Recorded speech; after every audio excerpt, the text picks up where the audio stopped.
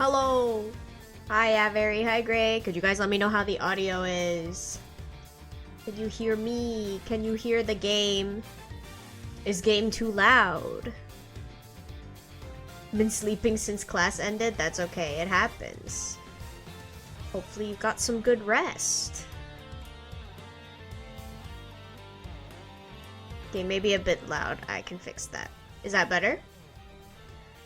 I lowered it a little bit, but I can lower it more if necessary.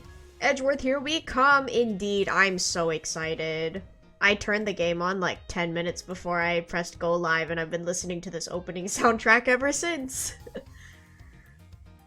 We get to see his little walk. Yeah. I'm excited. Look at his silhouette. Ugh. So for 5 hours on top of sleeping for the night. Dang, you must have been tired.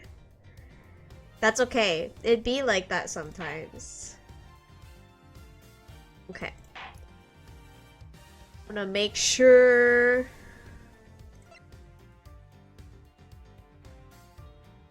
That's fine. So we have options here for the art style. Heated blanket go brr. Oh yeah, heated blankets are so good.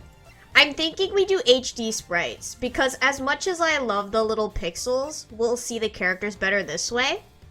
And I've seen some of the animations for this one, and they actually look pretty good. Also, look at- he's so silly. Look at him. Oh. So I think HD is the way to go, yeah. English voices for objections, yes. Okay. Alright, let's get to it. Yippee! Wait, is this the right one? Is this one? Yeah, okay. Let's go. I got a thing for playing with the HD. Okay. March 14th, 1:16 a.m. Let's go.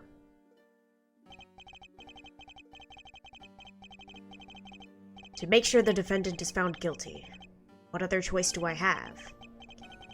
That's the job of a prosecutor, after all. That may be true, but why? Why go this far? Sorry, maybe I wasn't clear enough. But a guilty verdict is all that matters to me. No matter what the cost.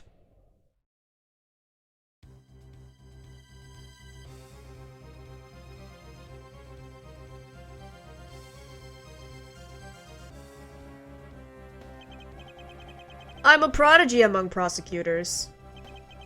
Always have been, always will be. Egg indeed. Did you see that forehead? Holy.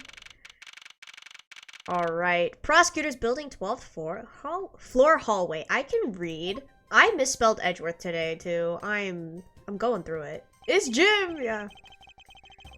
It's hard to believe that I've been away from my office for a whole month. Hope Detective Gumshoe has been keeping an eye on my office. And keeping it clean. The door is unlocked. Detective Gumshoe? What's this smell? It's very familiar. Blood? He does have a sassy back sprite.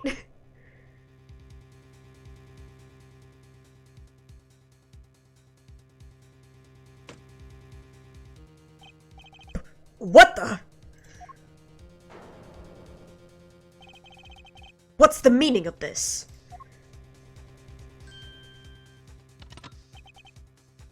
Freeze.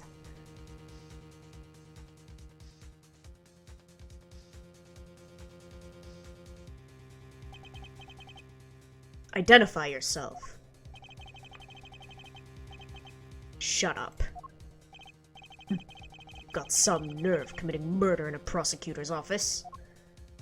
Ooh. Is that a threat? Let me make one thing very clear. What? No one gets away with committing murder in my office. No one. You can get away with it anywhere else, just not his office. My name is Miles Edgeworth, and I work as a prosecutor in my local district. No one. Little did I know that upon my return home after a month abroad, I would be thrusted into a multitude of cases, and some very frantic and busy days. Not his baby prosecutor suit. Throw hands now. True. How dare they? Can we appreciate the Steel Samurai in the background and the fact that his plant has a... Is this a jabot? Is this a jabot or a cravat? Because I know he says the wrong thing. I'm assuming that means it's a... Is it a jabot or a jabot? I can't... What are words? Words are hard. Fanboy edgy, indeed. I finished photographing the victim's body, sir. The first one, jabot. Okay. Thank you. Very well. Please continue your investigation. Yes, sir. He's so sassy. Look at him.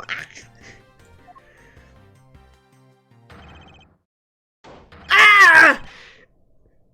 How did I do Gumshoe's voice? I don't remember.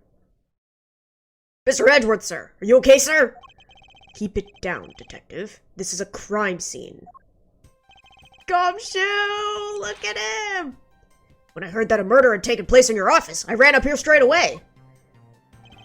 This is Dick Gumshoe. He's a detective with the local precinct, and the one they assigned to handle this murder case for the time being. You're looking a little pale, sir. Are you hurt?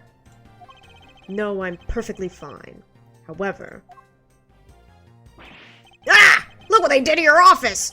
It's totally trashed! He's so cute! Oh, look at him. I'll say, the culprit sullied my floor with dirt rather well. Gummy! Hi, Epic Pikachu, how are you? No one gets away with tracking mud into my office. Whoa! Sounds like you're getting real burned up over this whole thing. This crime was committed in my office, so it is my responsibility to solve it. Oh, that's just like you, Mr. Edgeworth. Okay, time to do some investigating. Agreed. Our first course of action is to gather relevant facts and leads. I want to smack my hand onto his chest to hear the sound it makes. Bro is so wide. He's a square. Must not overlook anything, no matter how small, if we are to find the truth. So I'll keep any leads or information we find etched in the forefront of my mind. More concerned about the mud than the murder? That's very Edgeworth core, you know? Speaking of things that pique my curiosity, why, of all places, did the murder occur in my office? I get the nagging feeling that this is something important to keep in mind. Yeah, I was wondering that myself, sir. I mean, you can't really say it's just a coincidence, can you? No, not really. Especially because of this. The key to your office? The office key. For security reasons, this office's door has a lock built into it. What do you mean, sir? If you think about it carefully and use logic, it should become clear to you. Logic? My mans does not know what logic is. No. By finding the connection between two pieces of information and connecting them, new information is born. That is the end result of using logic. So, how do you use it? First, I recall the information we've gathered with Q, and then I connect them together with T. Breaking the fourth wall. Not edgy in his logic, yeah. Now, to use Q and recall the facts. QT. That's Edgeworth. Alright, crime scene, my office. Confirm. Office key. Connect. Yay! For security reasons, all prosecutors' doors are outfitted with locks, which means it would have been hard for the murderer and the victim to get in here. Ergo, it is impossible to dismiss the location of this crime as mere coincidence. Yes, that's exactly what I was thinking, sir! There must be a reason why somebody infiltrated my room. What was the killer after? The killer's goal. Why did this happen in my office? What was the killer after? Really on the ball today, Mr. Edgeworth. That's some beautiful logic, sir. Yes, well, when you follow leads to their conclusion, only the truth remains. However, if the information doesn't line up properly, I may stray far from the truth as well. But if I think carefully before piecing leads together, the logic should flow. Well, let's get started with our investigation, shall we? Yes, sir! Hi, prosecutor's offices, room 1202. The basis of any good investigation is to examine everything, sir. I know that. And when I want to examine something, I simply use space when I'm next to it. I love how Gumshoe stands. He's so cute. Oh, if you ever feel lost and want to talk, just use T, okay? I'll give you great, precise advice as an ace investigator, sir. Something to try later if I have free time, I suppose. Ah! Look at them! Ah! Look at them! They're moving! Okay. Examine. Okay. Pookie! He's so cute. Ah! Watch out for the teacup fragments there, sir! That killer is going to pay this tea set. Ace Investigator, so cute he is! Yikes! You're really mad over this! Look at him! Oh, I'm gonna miss Gumshoe so much. This tea set is very dear to my heart and can only be bought in England. It cost more than your whole month's paycheck. What? Now I feel like the killer's wasted one of my monthly paychecks! Does he die? No, he just... I don't know if he retires or if we just never see him again, but he just never shows up. Yeah, I don't know where he goes, and it makes me very sad. Your files are all over the floor, sir. They probably fell during the struggle between the victim and the killer. Signs of a struggle. My files are a mess pointing to a struggle between the victim and the killer. F's in the chat for the tea set. Yeah. Salute the tea set, guys. And yeah, I know. So this is, well, okay. There are 2 Edgeworth games, right? So there's this one, and then there's the second one. But that'll be the last time we see the last time we see Gumshoe. 10 out of 10, the best detective police member and ace attorney. True! I'm gonna miss him so much. But yeah, so we're gonna get our fill of Gumshoe while we can. He comes out a lot in this game, luckily, so. Aw, and I tried so hard to keep this place spotless while you were away. I mean, this just rendered all the time and effort I put in pointless! I don't recall ever asking you to clean my room. Well, I watered the flowers every day, just like you requested, sir. I just added cleaning to the list as a weekend special. He's so good! For about half a day every Saturday, I'd come in and clean this place until it sparkled. Does he have a life? Don't be mean to him! They finished photographing the body, so it should be alright to examine this area. Won't rest until I've inspected every suspicious-looking nook and cranny. Bloody hands. Let's see here. There's blood all over his lower abdominal area. It looks like the bullet passed clean through his stomach area, sir. In other words, he was shot. Yup, and until the autopsy's done, I don't think we'll know much more than that. Please have the body sent to the morgue once they are done processing the crime scene. Bullet went clean through the victim's abdomen. The body was found at around 2:05 a.m. Gummy is sun energy real. Sunshine idiot sun. Yes, head pats for Gumshoe. Are you gonna be okay with keeping track of the evidence we find, sir? Of course. This is the safest way I know to keep track of it all. Alright, if you say so. I keep all the evidence I find either in or with my organizer. I want to re-examine a piece. I have but to press E to open my organizer. Prosecutor's badge. Proof of my profession. However, I prefer to keep it in my pocket. I like the duality of Phoenix and Edgeworth, where Phoenix is like, look at my badge! And Edgeworth is like, they don't need to see my badge. Look at the guy. The victim in this case. Why was he killed in my office? Dick Gumshoe, age 32, homicide detective at the local precinct, in charge of the initial investigation. But the organizer isn't only for evidence. I keep people's profiles on hand in it too. It's probably a good idea to make a habit of checking the facts often.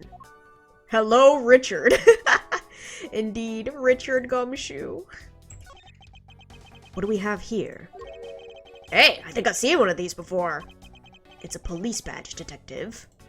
Oh, hey! I have the exact same thing, actually. What a coinky-dink. Let's take a look inside. Buddy Faith, detective. Number 1193964. Mr. Buddy Faith. It would appear that our victim was a detective, just like you. Victim was a detective. According to his badge and ID, Buddy Faith was a precinct detective.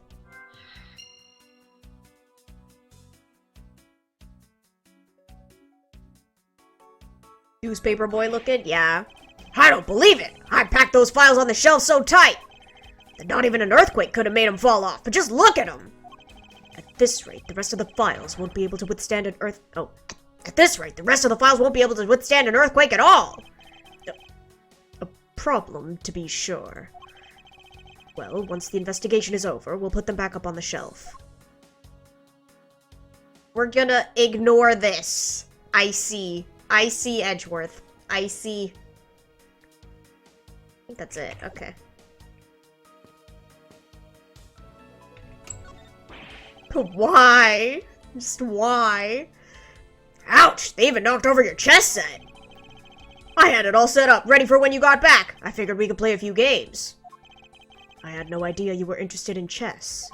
I'm actually pretty good at checkers, so I thought I'd give chess a try. In that case, I suppose I can set some time aside after we've solved this case.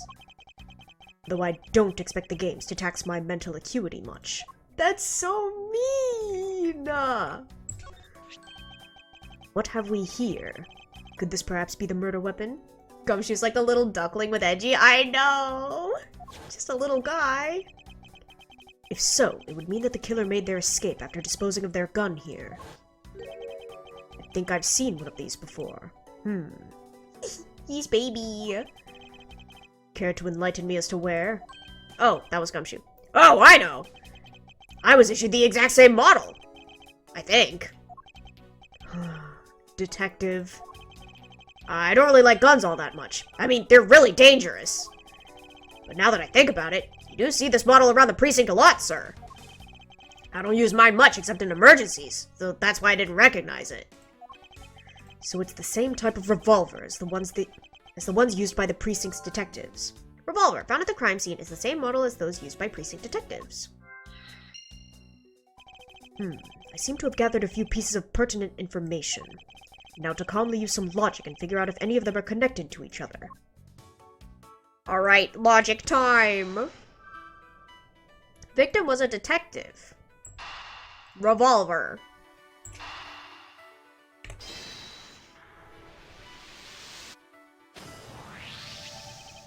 The revolver, the standard model used by detectives.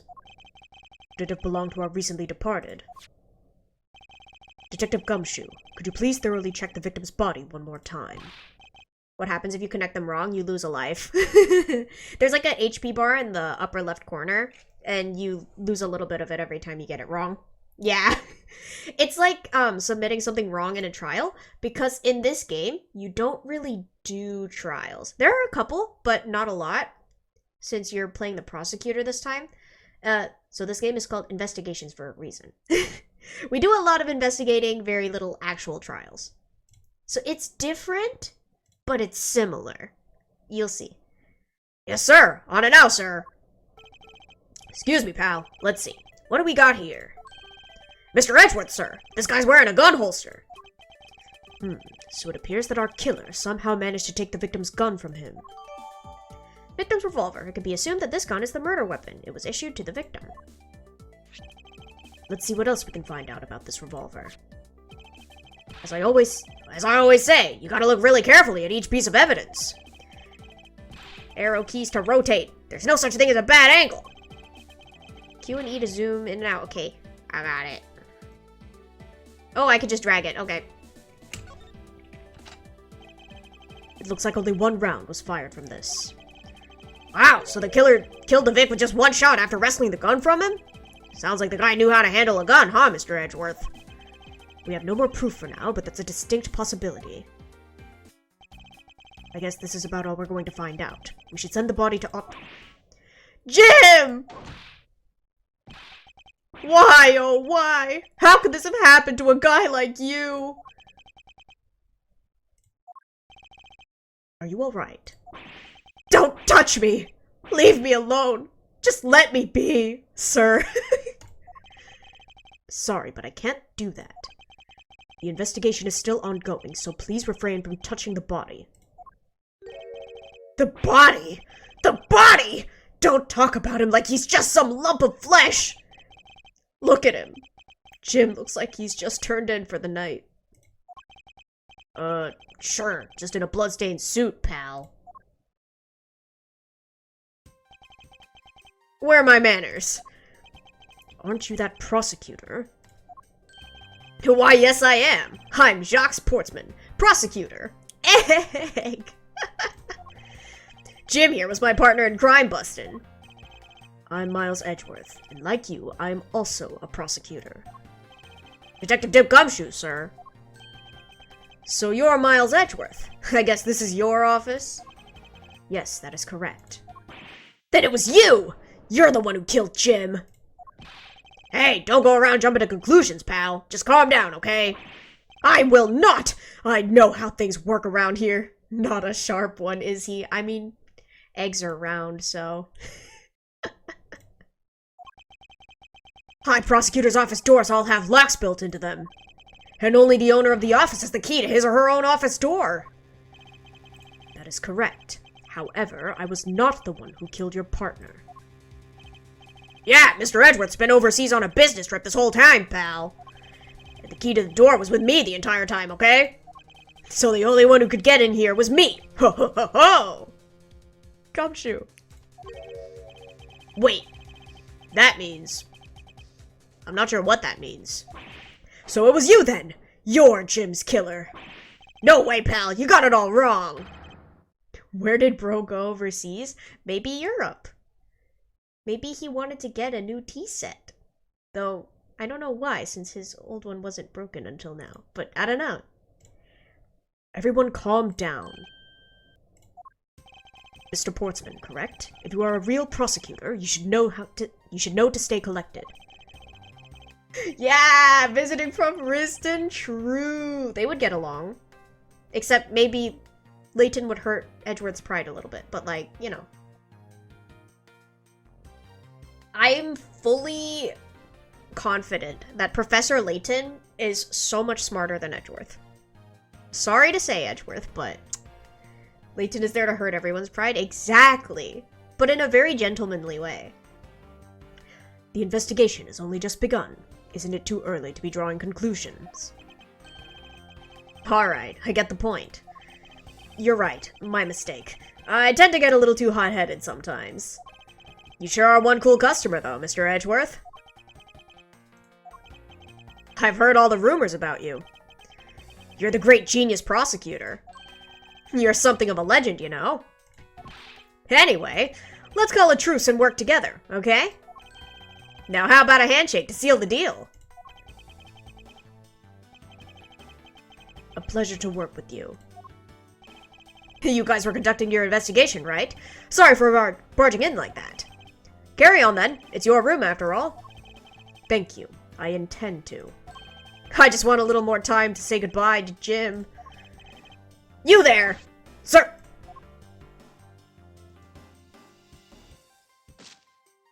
Oh. I want you to capture the scene on film for me. My final farewell to my partner, Jim. Bros, real. What is Mans doing? I should probably give them some space. Okay. Is he posing? I think so. You called, sir? No, I did not. I did not. I wanted to talk to this guy. Sorry, Gumshoe. Do you have anything to report? Sir, yes, sir! Nothing out of the ordinary right now, sir. And yet there's something out of the ordinary right in front of my eyes. Talk about a contradiction. Something out of the ordinary, huh? I should look around a bit more. Well, that wasn't very helpful. I hope we can solve this case quickly. I'd like to return to relaxing on this sofa. That thing looks a billion times softer than my mattress at home. Can I sit on it too? Just for a little while, sir? Detective Gumshoe, you know I can't allow that. Until this case is solved, neither of us has time to spare, let alone rest. You're right, sir. I'm gonna work hard and be a real trooper to the end. Even once this case is over, I don't think he can afford to take any time off. No, give him a break. Is this yet another batch of fresh flowers? Let Gummy take a nap on the couch, Edgeworth, the meanie head, real. Let him sleep. Does it come with a card attached every month like clockwork for you? Yup. Speaking of that, let's see what's on the card this month, sir. All will be resolved. Wendy. Do you guys remember who Wendy is? Oh, Miss Irony. How painful are thy thorns. Wendy? Isn't that the name of the old lady with the whiny voice that's stuck? That's enough, detective. You need not remind me further. Ugh. Not Wendy! Well, it's a good thing my steel samurai doll was spared any harm. Speaking of which, I still haven't actually sat down and watched any of that show. What's it about again? Well, I don't know much about it myself, but the hero of the Steel Samurai, warrior of Neo-Old Tokyo, is the Steel Samurai, and his goal is to defeat the evil magistrate. It's a show geared towards kids. However, its high production values and riveting plot draws in a number of adults as well. Help. Nerd! Yeah, look at him go. Spin-offs like Pink Princess, Warrior of Little Old Tokyo, and The Nickel Samurai, along with a deluge of merchandise and even a new stage show, gives it presence. You sure know a lot. Are you sure you're not some sort of rabid fanboy? Of course not. Anyone that keeps up with society knows at least this much. And that conversation lasted longer than expected. Let us return to the investigation. Let him yap! Let him yap! Oh, it's your trophy! The, Knight of Prosecutors, right? King. King of Prosecutors. And it's not a trophy, it's a shield. Sus. They only send this to the winning prosecutor, right? Yes, but I have no real interest in the perceived worth of other people. As for my own worth, that is something only I can determine for myself. That's so slick, sir! I'm gonna have to try saying that sometime! Unfortunately for him, his monetary worth is tied directly to his worth to me. No, that's so mean! For Professor Layton, he can also prove your worth. This is true. Ah, your jacket, sir! What's it doing on the floor? It must have fallen off the wall when the killer tried to threaten me by firing a round. Ah, but Edgeworth, let's think about this. Only one round was fired from the gun you found on the floor. What does that mean, sir?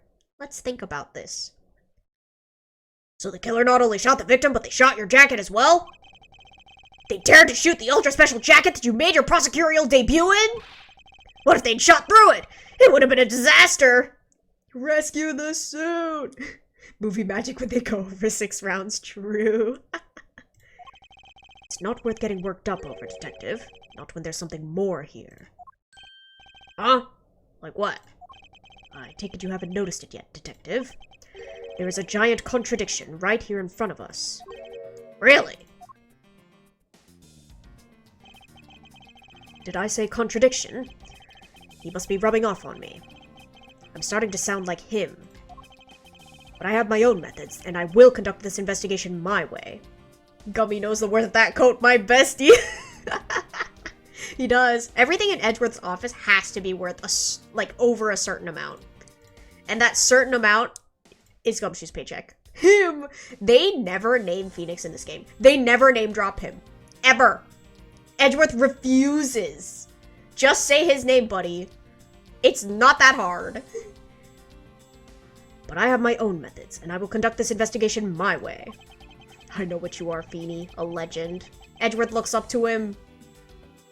You've seen it here. When the scene before me contradicts a piece of evidence or seems off, that's when my deductive skills come into play. First, I have to find the spot that holds the contradiction. Bullet! This is it. This bullet hole is where the contradiction lies. When I spot something that's off, I should point my cursor at it and press T with conviction. With conviction! And when I have found sufficient proof to prove the contradiction, I present it. This is how I do things. Gun! Eureka! Eureka! This bullet hole is the contradiction. What do you mean, sir? It's elementary. 2 shots were fired in this room. The first felled the victim. Eureka! And the second felled this frame. Hey, that's right! However, this gun was only fired once. Hey, that's true too. Eureka! Which means that one of these 2 bullets was fired from a different gun. Did the killer have another gun prepared for tonight? Another handgun. Other than the victim's gun that I found, could there be another gun in play here? There kind of has to be, Edgeworth. By the way, I noticed something, sir. Yes? What's that thing sticking out from behind the frame? That. It's a secret safe. A secret safe? Oh, I smell money! I'll spare us the trouble and just say it. Nothing like what you're imagining is inside. Now, if you could kindly move this frame out of the way... Roger that! Achoo! Achoo! Talk about dusty! I suppose that's what happens when I'm not here to dust it once in a while.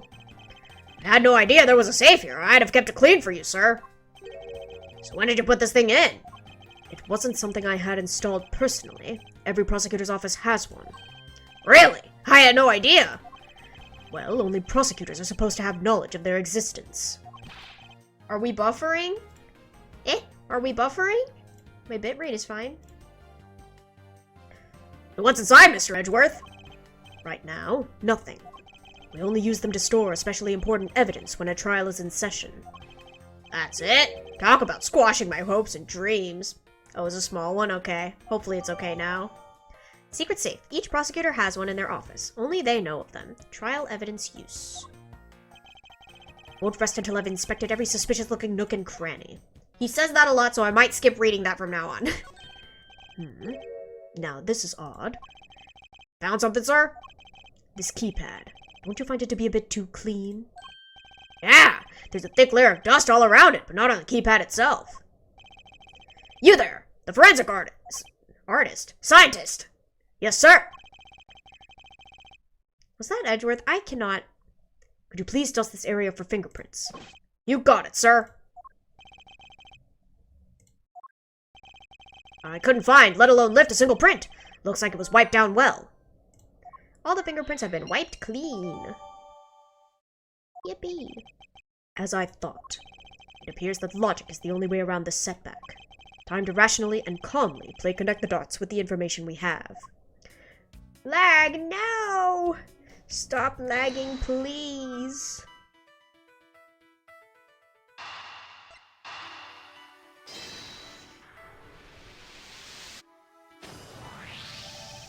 I believe I have figured out what the murderer was after. It keeps hitting me in small chunks. Well, my bitrate right now is in the red, so I do see it now. Ah! Well, what is it, sir? The fact that the safe was wiped clean of fingerprints suggests that the criminal had at least attempted to open my safe, making the culprit's motive for breaking and entering theft, I believe. Wonder if knowing that the motive behind this break-in was theft changes what the other pieces of information can tell me about this crime.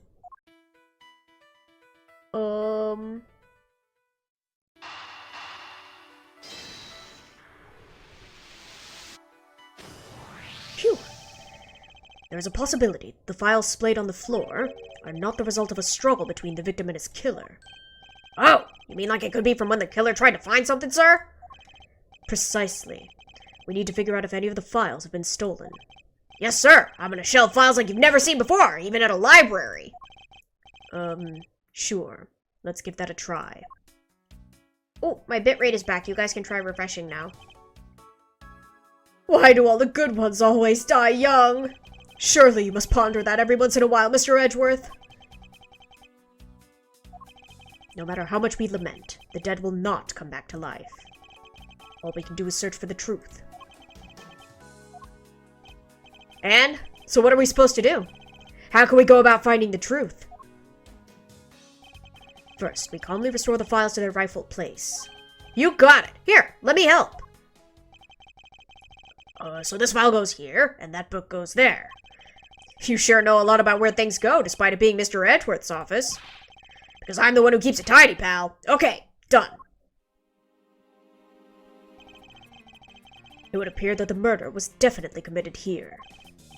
Ugh, the bloodstains on the bookshelf are still fresh. I suspect that the victim was killed in a standing position, hence the prints on the shelf. And then the guy fell onto the floor. Oh, and then the guy fell onto the floor, right? The blood of the floor is kind of grossing me out. On the floor. Detective, I don't have the time to deal with your weak stomach right now. But you know I'm no good with blood, sir.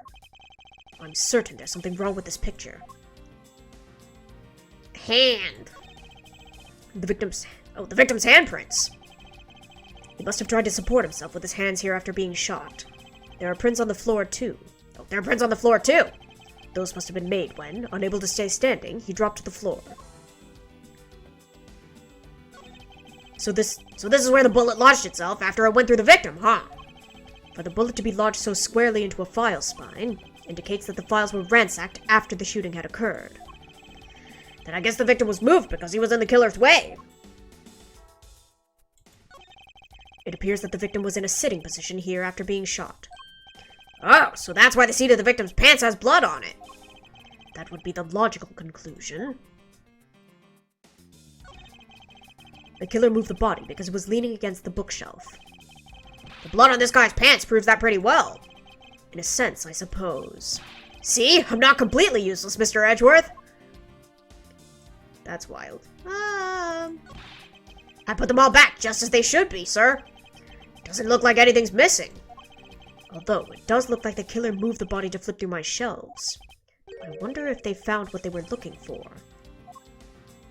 Oh boy, I'm supposed to deduce something here. Okay. Is it this? Is this spot somehow connected to any of the evidence I hold? It went through his abdomen, but it's like on the lower shelf. Surely. There's clearly a contradiction here with this bullet hole. What do you mean, sir? You don't see. Quite simply, the bullet hole itself is too low. Leg. If the victim was shot in the stomach, the hole should be much higher up. What if the guy was shot while he was sitting or lying down, sir? That would be illogical. The victim leaned against this shelf here after being shot, which suggests that he was standing when he was shot. Then that means... Wait, what does that mean, sir? It means you need to use your brain every once in a while instead of mine, detective. In any case, it means someone made a faulty assumption, and it was from this mistake that our current contradiction was born. What is the faulty assumption that caused this problem with the bullet hole's position? The order of the files? I believe the order of the files is a bit off. You mean I put them back in the wrong order just now? Hey, actually, I think the labels on the files are wrong, sir. Oh? Yeah, you see here how the files that were shot begin with the number 0? What are those doing all the way down there after 1, 2, and 3? That's really weird. Actually, the way they are organized now is the correct order. They are exactly as I see them in my mind's eye. But the numbers are all out of order. Those white binders are special, so they are arranged a little differently. Nerd, yeah. He's like, no, this is correct, trust me. But from this, we know that the files were not in this order when the crime occurred. Aha, so that's it. I believe the killer made the same incorrect assumption as you just did, detective. Let's rearrange the files in numerical order and see what we find out. Do you think it'd be okay to prop the body back up to know how it was before it was moved? They finished processing the crime scene, so I don't see why it wouldn't be. If you please, Detective Gumshoe.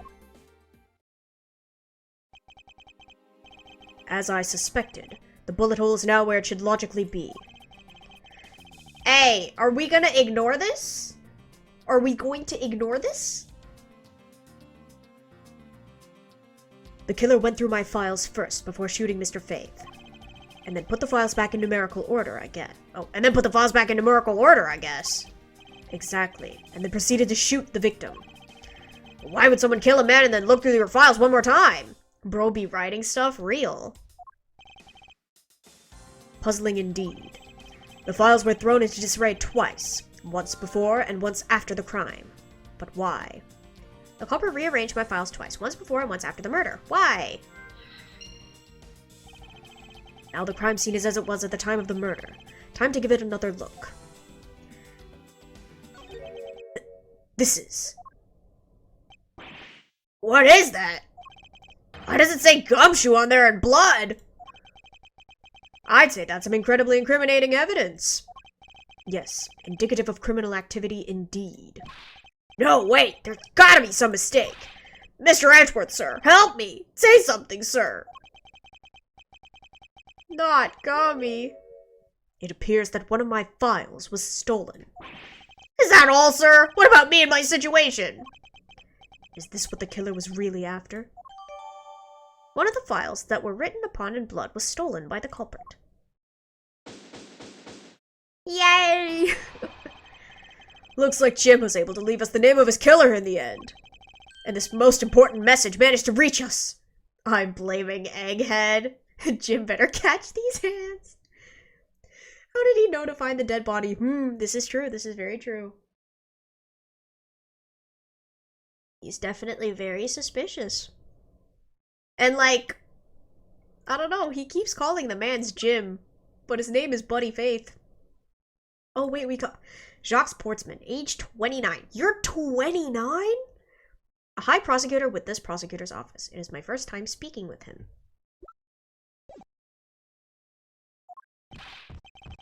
Rotten egg, real. I'm telling you, it wasn't me! You can't be terribly pleased to hear that your beloved partner is the guilty party. If you're going to accuse Detective Gumshoe of being the culprit, I sincerely hope you have some proof to back it up. Jim's words. They're more than enough, wouldn't you say? If that's how you want to play it, then at least allow me to understand your reasoning. You got it! Don't like this one bit. There's something strange about this man's attitude. And there must be some sort of flaw to his logic waiting for me to dig out. Defend Gummy, let's go! Mr. Edgeworth, what are you gonna do? What I always do in court. I'm going to cross-examine him. I'm sorry, Edgeworth. When do you cross-examine? Huh? That's Phoenix's job. One way or another, I'll expose the flaw in his logic with this technique. Ooh, how do you do that? Can you explain it to me, sir? Maybe another time. I don't need a tutorial. Mr. Portsman, if you are ready. Aw, if you don't have time, you could just say so, sir. Now I feel bad. Calm down. Mr. Portsman's logic. Detective Gumshoe, you stole Jim's gun from him and shot him dead. Furthermore, you messed up the files to make it look like you had committed theft instead. That's when you moved Jim's body that was sitting in front of the bookshelf. But thanks to that, you didn't notice the bloody letters his body was hiding. And it'll be by his final words that you'll be brought to justice. You intend to argue that the victim's dying message points to his killer. I can hear Jim's voice, and he's calling for his killer's arrest! Are you sure you're not mishearing his words, Mr. Portsman? There's no way Detective Gumshoe is the culprit here. I will find the flaw in this man's logic, and expose it with credible evidence. Let's go. Can I just refute him right away? 'Cause, like... 'Cause Gumshoe gets these too. But I guess, like, maybe if he's not holding it, let's press it. Hold it! You know, there's something I've been meaning to ask. What is it? Why do you call the victim Jim? When clearly his name is Buddy Faith. Edgy has friends! Let's go. Isn't it obvious? Jim is the perfect name for my companion. Jacques and Jim. Don't those two names go together like peanut butter and jelly? But Jim isn't even close to the guy's real name. Well, Jackson Buddy just sounds off somehow. Besides, he was the third of a bunch of guys I decided to nickname Jim. He talks about the victim like he was his pet. Amazing. Hold it. Do you really think it was necessary to dishevel my shelves twice to do that? That's true. Okay, then maybe his real intent was theft. Hey, are you accusing me of stealing something from Mr. Edgeworth? It is a possibility. Maybe your salary's been cut so much that life is getting a little too rough to handle. I'll have you know that I eat 3 square meals every day, pal. Okay, so all 3 of them happen to be instant noodles, but... Poor thing. What an evil prosecutor you were paired up with. And what a motive, no? That's crazy.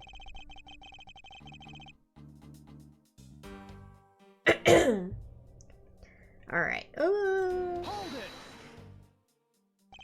And why would Detective Gumshoe do such a thing? Because the body was getting in his way. He had to mess up your bookshelf somehow, right? Mood gummy, not the instant noodles. Anyway. Hold it. Why do you think that the killer didn't notice the bloody letters? The body was covering it quite well, wouldn't you say? That's how he missed it. But judging by what I've seen, it doesn't take much for your detective to miss something. Why do you think who do you think you are? You know nothing about me, pal. There's a lot a person can understand about another from first impressions alone. I can't say I disagree with him on that point. Why don't you say something, sir? Not you too, Mr. Edgeworth. Despite his lack of attention to detail, I don't believe the detective to be the culprit. Nobody could have overlooked the bloody letters, and I can prove it with evidence. I couldn't ask for a better setup. For the game-finishing spike. Okay. Present. I mean, it says his name. Surely. Objection. Yay! Perhaps... oh gosh, my voice. Perhaps you're not aware, Mr. Portsman, but there's a serious flaw in your logic. Heh, bringing a bit of the courtroom into this, I see? No problem, I'm game. I can't help but find it odd. Excuse me?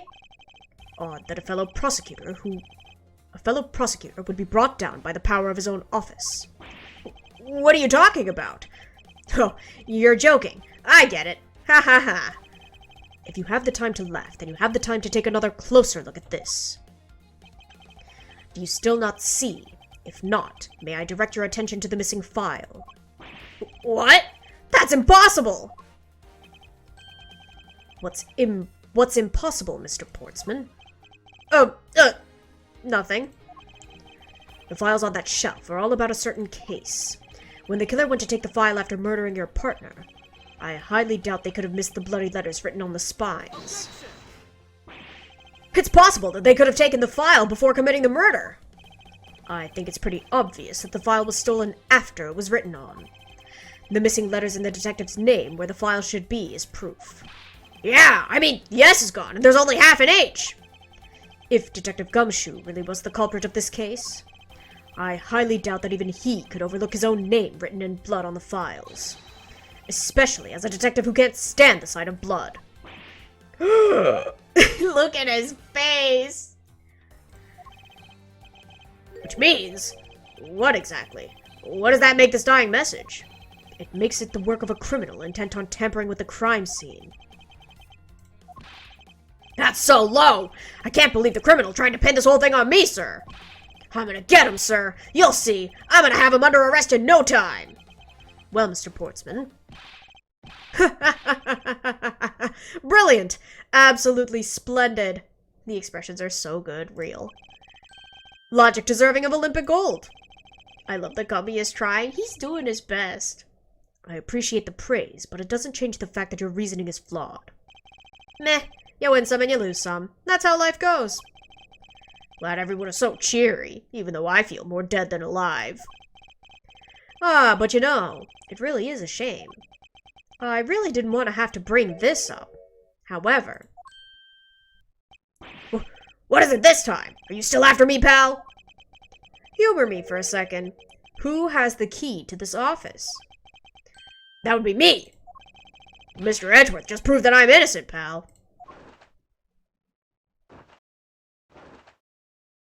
What are you doing, sir?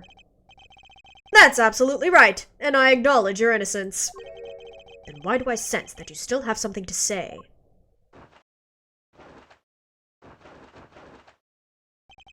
That is a really loud coat.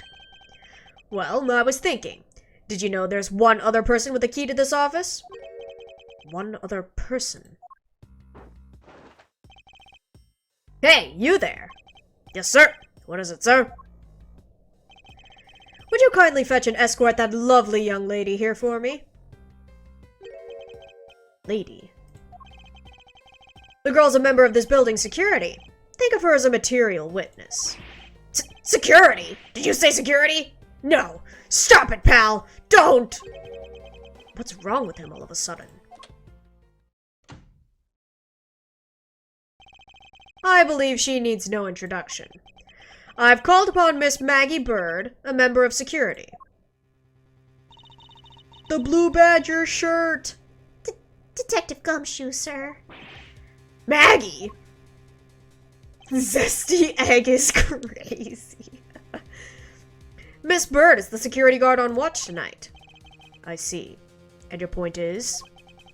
My point is that she could very well have used it. This text is really slow. Hold on. Oh, gameplay. Text, skip. What is wait time? No, that's not what I want. I've always hated this gimmick with his jacket. It's so dumb. He just flapping the jacket. Like, what's going on, bro? Reader? Reader mode. Autoplay. No. Is there no way to make that... Okay, what if I... Okay.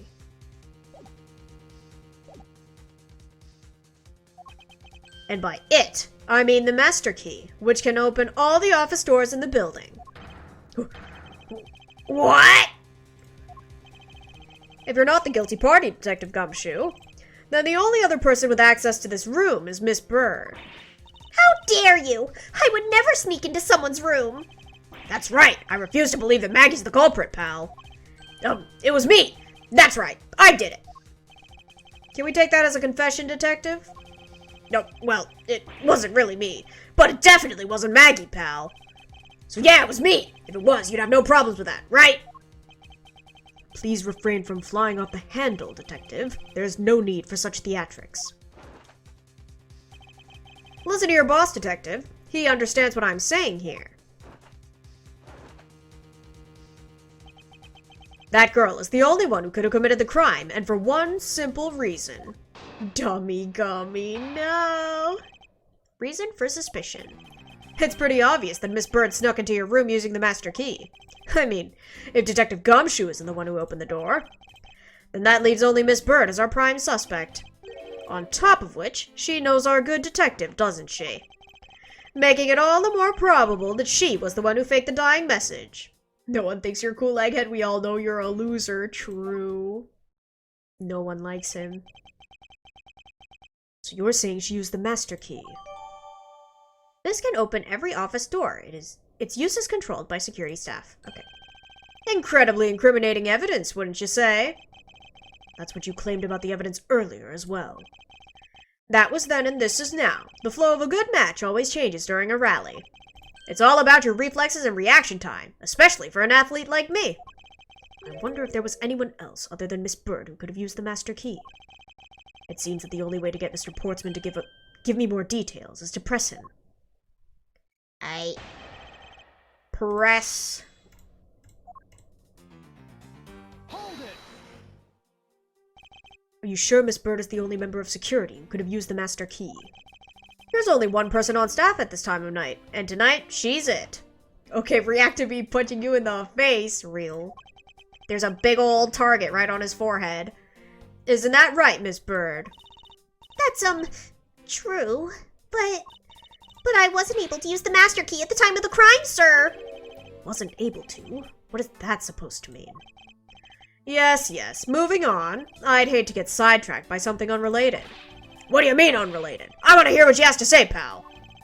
But you can't really trust her not to tell lies. Plus, I hate wasting time.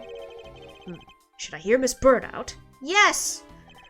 Not so fast. I, too, am interested in hearing what Miss Bird has to say. Didn't I just say it'd be a waste of time? We don't need to hear her lies. I'll be the judge of that. Miss Bird, if you please. I discovered that the master key was missing at around 1 a.m., sir. What do you mean by missing? As in, it wasn't anywhere in the security booth, sir. The killer must have stolen it. Mr. Portsman, I believe this is to be an important piece of testimony, don't you? I can't believe that someone like you would be taken in by such words. I'm not lying, sir.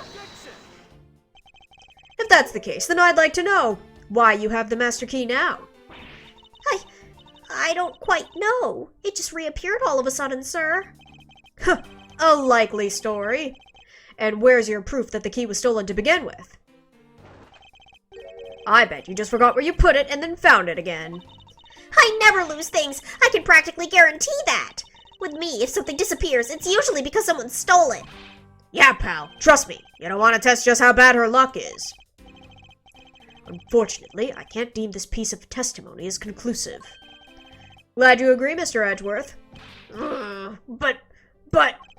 You still haven't established Maggie's motive for breaking into Mr. Edgeworth's office. Her motive? Didn't we already establish that it was theft? I mean, the culprit clearly went through the bookshelves and at least tried the safe. It is as Mr. Portsman says, Detective. I can't ignore the fact that all the evidence points towards a motive of theft. But I'm done taking blows. It's time to counterattack with a few facts of my own. How does she know about the safe, buddy? Using the master key, her intent. Wipe down safe. Okay. I'm gonna save, though, because I'm scared.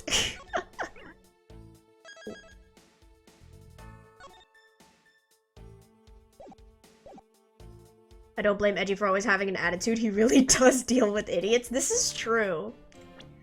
He has to deal with a lot. Safe.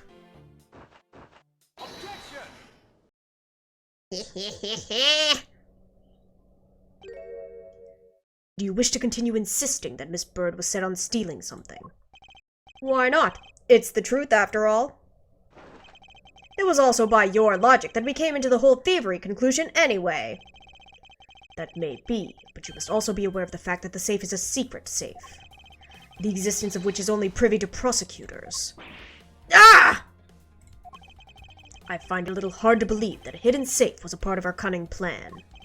But she could have found it by accident while she was turning everything else upside down. I highly doubt that. I'd say the culprit knew exactly what they were looking for. After all, only the bookshelf and the safe were targeted. And your tea set, sir. Yeah, even I didn't know about that safe, pal. And that means there's no way Maggie could have known about it either. Then are you proposing that the killer is a prosecutor? Interesting conclusion. That's definitely looking more and more probable. Why are you sweating? It's too obvious, bro. What's wrong, prosecutor? Do you have a different suspect in mind now? Curses! Why? What made you? What's with the angry face all of a sudden? It's all my fault. What do you mean? It's Jim. He knew about the existence of the secret safes. What did you just say? We were partners, like inseparable conjoined twins. That's weird. That's why I told him. I filled him in on the secret safes. And that means... Yeah, I know. I'd only just told him, too. Obviously, it was wrong of me to tell him. I still can't quite believe it. But the thief who broke into your room was probably Jim. Now he's claiming that the victim was the thief. And you were simply trying to stop him, weren't you? Miss Maggie Bird. Excuse me? I mean, you are a security guard, right? That's your job. But killing is going a bit too far, even in your risky profession. What the? You're still accusing Maggie of the murder? Yes and no. I mean, she had stumbled upon Jim, who had probably drawn his gun. I get it. It was self-defense, wasn't it? No, I couldn't. I could never do something like that, not even as a security guard, sir. Plus, even if he was the thief, he wouldn't have had a key to this office. Which is precisely why he had to steal it, wouldn't you say? Why does he look like that? It was Jim who stole the master key. Ah! Pretty impossible for a supposedly stolen key to be here with us, unless... Well, unless you retrieved it from Jim after you killed him. Mr. Portsman, are you honestly accusing your own partner of being a thief? I don't want to admit it, but it's the only way for everything else to make sense. Has he no honor? Now then, I think we're done here. The investigation waits for no man. Would you people be so kind as to see yourselves out? You can't kick us out! This is Mr. Edgeworth's office. But I'm the one who's been assigned to this case. You're all suspects to varying degrees, and therefore ineligible to run this show. Bro's really trying everything to not go to jail himself. I know, that's crazy. Listen, pal, how many times do I have to say this? Maggie can't be the culprit. Detective Gumshoe, calm yourself. But sir... We have no choice but to accommodate his request. For now. Thank you, Mr. Edgeworth. At least one of you understands. Now then, if you could remove yourselves from my crime scene, I'd be most grateful. Mark my words, Mr. Portsman. We will meet again. If that's a formal request from the legendary prosecutor himself, then I suppose so. Now don't disappoint me, you hear? My crime scene? My office goes before your crime scene, sir.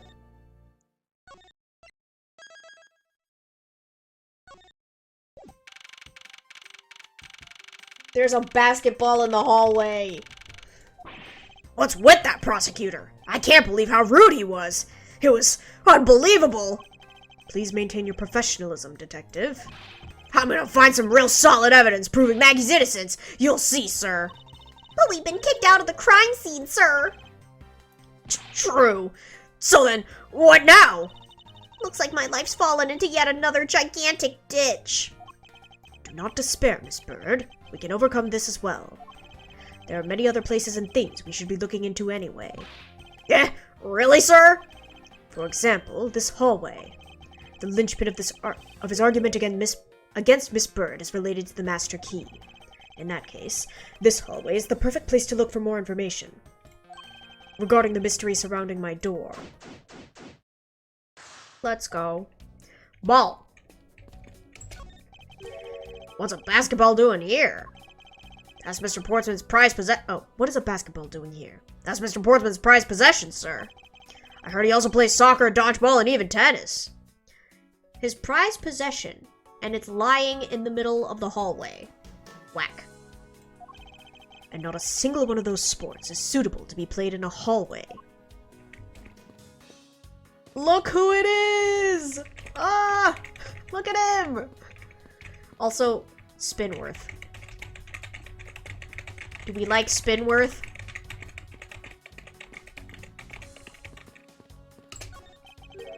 Spinworth. What is a basketball hoop doing here? Hey, didn't this used to be just outside next to the building a long time ago? Yippee! So when and why was it moved indoors? I don't remember exactly, but I saw one of the officers drag it up here recently. Drag it? Heard it wouldn't fit in the elevator, so the poor guy had to bring it himself. All the way up to the 12th floor.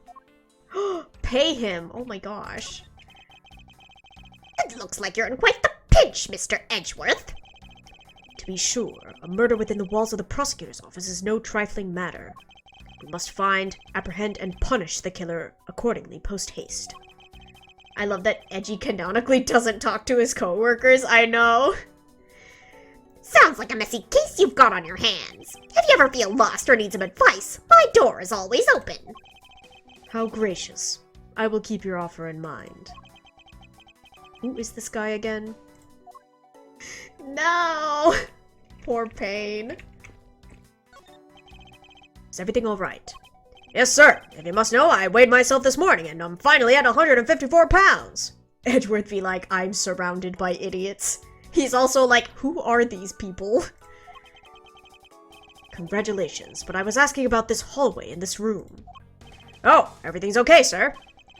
A word of advice. Stay focused, or you may start to lose even more weight. Is that a threat? This office. 1203. 1203. Hey, Maggie! Whose room is this again? It's Mr. Portsman, sir. So he's my new neighbor, I see. I suppose he moved in while I was away overseas. Neighbor. I was wondering if I may speak with you for a bit concerning this case. I've always been a big fan of the courtroom, but this is like a dream. A dream where I'm being cross-examined by the Miles Edgeworth. I can't let this chance pass me by. I must remember to ask her about the master key. I should jog her memory by showing her my notes. With tea. With tea. Master key. Everyone's a simp. Yeah, they all like Edgeworth. It's like Edgeworth has Riz, but I don't think he does. I do not believe in Edgeworth's Riz. So, when did you discover that the master key was missing? By the time I realized it, I think it was around 1 a.m., sir. And I noticed it was back at around 2:30 a.m. It was just sitting there on the ledge where the security room's reception window is. But I'm sure that between those two times, it was not just gone, but stolen, sir. Why is such an important key stored in such an insecure place? It's not like that, sir. We always keep the key further inside the room, away from the window. Always, you say? Except for this time, correct? Well, I admit I was a bit careless, but I had my reasons. I left it out because I was sort of using it at the time. It was after I'd used it that I left it sitting out on the ledge. She used the master key. Alright, interesting. Have you ever met the victim before? Well, I've gotten to see him a couple of times before when I had to go to Mr. Portsman's office. Mr. Fate was always playing basketball with Mr. Portsman, sir. That sounds like fun. Just once I'd have loved to play with them.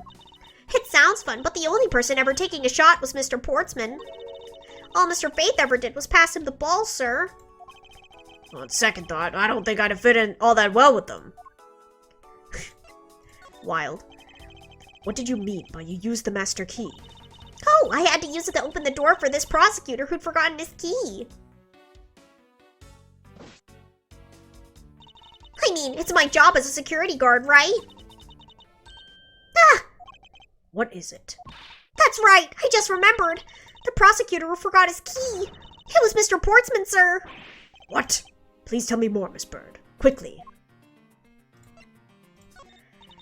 It was around 12 a.m. Mr. Portsman had forgotten his office key, so he came down to security, sir. And that's when you loaned the master key to him? No way! It's against regulations to loan the master key out to anyone. I walked with Mr. Portsman to his office and opened the door for him personally, sir. I see. And then, what happened after that? Well, he called for me to come close up his office as he was leaving to go home. That was around 1:30 a.m., I think. So he was going home and somehow ended up at our crime scene in Edgeworth's office. Herm. So in summary, for the sake of one forgetful prosecutor, you used the master key twice tonight. Talk about suspicious! I doubt you can say that you've never left your keys at home, Detective. I think this calls for a thorough examination of Mr. Portsman's door. Miss Maggie Bird, correct? I take it that you are an acquaintance of the detectives. She was under my supervision back when she was still on the force, sir. One day she got caught up in a murder and things started to go downhill, so she quit. But I owe a lot to Detective Gumshoe for introducing me to my current employer. Or so I thought until a few hours ago. Right before I was about to clock out for the night. You got caught up in this whirlwind of a case, correct? Don't worry, my whole life has been nothing but a whirlwind of bad luck and failures. Since I was 6 months old when I fell from the 9th floor of my apartment building. How are you alive? I've been hit by all sorts of vehicles, gotten sick from all sorts of foods, failed at almost every test I've taken, experienced almost every kind of disaster. And now I even managed to be named a criminal, just when I become a security guard. Is she a cat? She's gotta have more than 9 lives at this point. That is crazy. That's a lot to go through in one lifetime. I know! And just when I thought I'd finally found my happiness, I wind up getting you and Detective Gumshoe involved in my bad luck. You don't need to worry about me, Miss Bird. Nor do you need to worry about yourself. I will solve this case and prove your innocence. All I ask for in return is your cooperation. Yes, sir, Mr. Edgeworth. You can count on me. I'll do all I can to help. Alright, but we're done with you. Won't rest until I've inspected every suspicious-looking nook and cranny. 1203. I take it that this is Mr. Portsman's office. Yeah, you can't mistake it because of that basketball hoop, sir. Oh, that reminds me. Mr. Portsman had actually wanted room 1202 really badly. But since you were already occupying it, Mr. Edgeworth, we put him next door, sir. So why was Mr. Portsman so particular about getting room 1202? I'm not sure, but I bet it's because of something like his birthday is December 2nd. Yup, that's gotta be it. I can't think of another reason why. I can think of at least 3. Ugh, why am I even wasting time thinking about this? The door is locked tight. Bet the old credit card trick wouldn't work here, huh, Mr. Edgeworth? December 2nd. This is the office of a high prosecutor, detective. These doors would be pretty ineffective if the average cat burglar could get through them. Aha! So I guess only a great cat burglar could get in. That must be who our culprit is. Might I advise you to return that conclusion to whatever pawn shop you bought it from? That's Mr. Portsman's personal basketball hoop. I can't believe he'd put something like this in the hallway of a prosecutor's office. But you know, it's actually pretty useful, sir. I haven't gotten lost trying to get to your office since it's been here. How long have I had the same office, and yet you still manage to get lost? I can't move anymore? A door. A minimalist yet classy door made of top quality wood. It's kind of majestic too. Fits in really well with the ambience of the prosecutor's office. Even Mr. Portsman seems dignified just because he works behind one of these. Nonsense. A man doesn't become more or less dignified because of where he works. Well, he still seems more dignified than Mr. Payne. Mr. Payne? I suppose custodial work can also be dignified. He's a janitor now? Who demoted him? Who demoted you?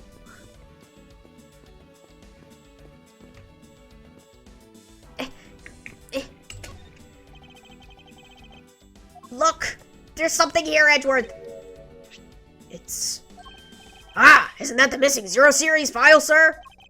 No doubt about it. The bloody letters mark it clear as day. There seems to be a few pages missing.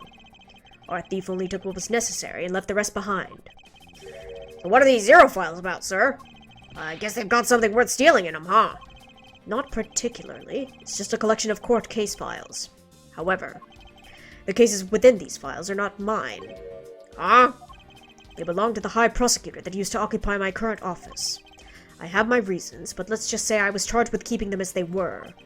And that means the thief must have also wanted them filed for a specific reason, right? It would seem so. Only the pages related to that case from 10 years ago are missing. I wonder why anyone would care about such an old case. Well, you know, Edgy's lore indeed.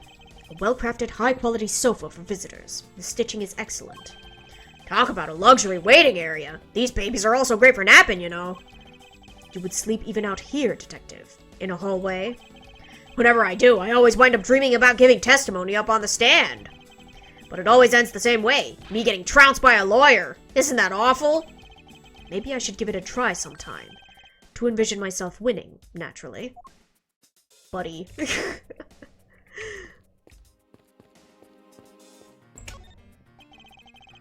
Alright. I don't see any signs of forced entry. And according to the guard, no signs that the lock was picked either, sir. Is bro homeless? I mean, I think he has a home, but I don't know if it's a very good one. Meaning that the door really was opened with the key. Did you happen to ask if any prints were lifted from the doorknob? Apparently the doorknob's clean as a whistle. White, they think. Whoever this thief is, they did a good job of not leaving any clues behind. 1202. These four numbers on a number plate alone proclaim this to be my office. Whoops! Hey, these number plates slide right out, sir. They have to be able to take the plate off when a room becomes vacant, you know. Although, the idea that it could be so easily removed is kind of... Ooh. Okay. That was slightly different, but not very important to the plot. Okay. Oh, let's see. Master key was stolen. Use the master key. Another handgun. Files in disarray. I don't think I could do anything with those.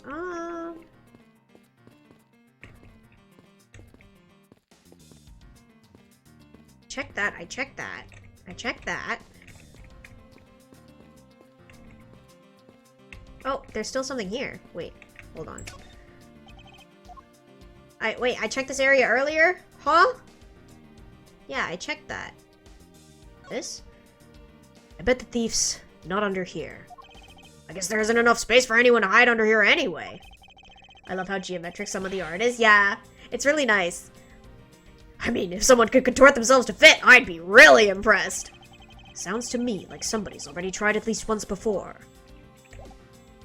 Okay, so that's checked now. What am I supposed to do? Gummy?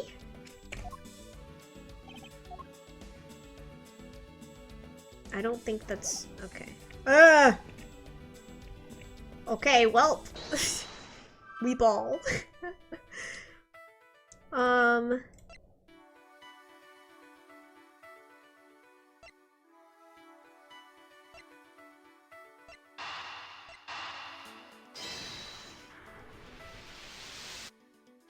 Oh, let's go. Okay. Miss Bird, I'm afraid there's a flaw in your story. What? No way, pal! I mean, sir! You said you locked up Mr. Portsman's office at around 1:30 a.m., correct? However, the master key had already been stolen at the time. Wow! Nothing gets by you, Mr. Edgeworth. You saw that contradiction like a pro. When in doubt, save, yeah? I'd totally forgotten all about that, but thanks to you, I remember it now. You're right. It was around that very time that I realized the master key was missing. And? Well, I'm a security guard, sir. I couldn't just admit to losing the master key, could I? So I pretended to lock up his room, sir. You pretended? Yeah, I used my house key and made it look like I was locking up, sir. So in actuality, you never did relock the door then? Well, I thought that maybe I could go lock it after I found the key. Come to think of it, I guess the door still hasn't been locked properly. Aha! Can we open the door?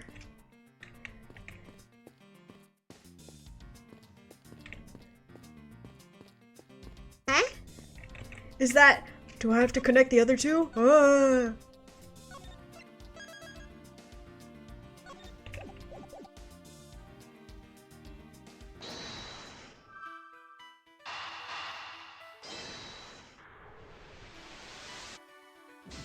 Yeah, that's what I thought. That's what I thought. That's what I thought, Edgeworth. That's what I thought. I'm reloading.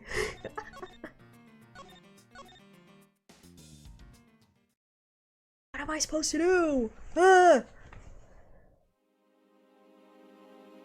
I talk to Maggie again? Or do I want to open the door? Let me open the door.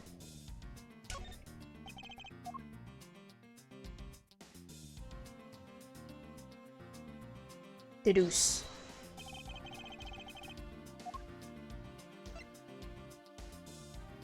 This. There's a contradiction here between reality and the evidence. If what Miss Bird has said is true, then why is this door locked tight? Huh? You know, you're right. Miss Bird, are you sure you didn't relock this door? I'm certain of it, sir. And I don't think Mr. Portsman noticed it himself that I hadn't. Which means... What, sir? It either means that he actually does have the key to his office, or that the door Miss Bird opened wasn't this one at all, but a completely different one. She opened a different door. But how can you prove that? There's an easy way to find out. All we need to do is...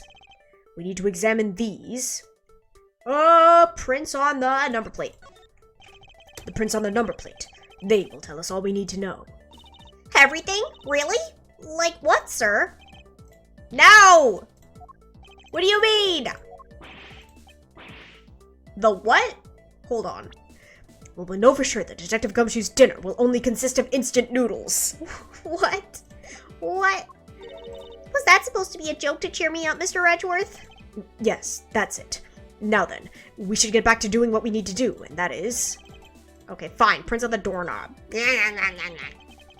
the prints on the doorknob will tell us everything. Hey, you! Yeah, you, pal. Do us a favor and see what you can lift from this, okay? So, what do you find out? There's no need for such belligerent nostril flaring, Detective. Sir, I found only Mr. Portsman and Mr. Fate's prints on the doorknob. So only 2 people's prints were found on this, huh? That's pretty decisive. Huh? I'm lost, sir.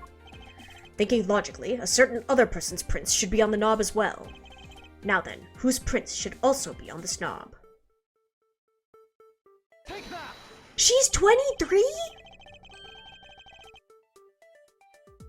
Hey, yo! Don't you find it odd that the prints of the person who unlocked this door are absent? You mean... Yes, the door that Miss Bird opened could not have been this one, but a different one. Miss Bird says she unlocked this door, but her prints were not found on the doorknob.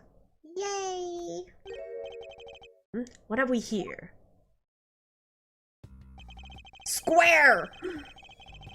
There's hope for me yet to get a job, then yes, very much. What is this? Looks like a scrap of paper. I'll get it, sir. Let's see. Oh, there's something written on it. I brought the 3 pieces of evidence just like we talked about on the phone, but it looks like you're out. Guess I'll catch up to you later. Buddy. Looks like a note from the victim. Yeah, and it's for Mr. Portsman. Note left by victim data jotted down in my organizer. Yippee. What's this?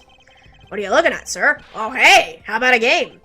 That's okay, Detective. I just found the position of this hoop to be a little off. Hey, you're right, sir. I guess it shifted when somebody made a seriously sweet slam dunk. The positioning of the hoop is definitely unnatural. I'd better take note of this. It's sitting in front of Mr. Portsman's office. There are signs that it's been moved.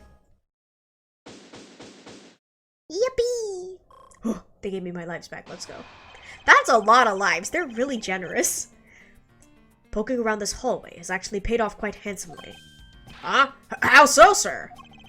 In a variety of different ways. I think it's time we had a little chat with the real culprit of this case. You know who the killer is? Wow, Mr. Edgeworth. As long as my logic is sound, then yes. The mastermind behind this murder is none other than Mr. Portsman. What? Mr. Portsman? I knew it! That's exactly what my logic senses were telling me, too. I suspected it was him from the instant he accused Maggie of being the killer, sir. I mean, isn't it a kid's game? That's true. That is very true. But, like, when you play as Phoenix, you only get 5 lives. I guess the Edgeworth game is harder, question mark? Maybe there's, like, more chances to lose lives? I don't know. That is anything but logical. Lady and gentlemen, prepare yourselves. Come what may, it's time to knock on truth's door.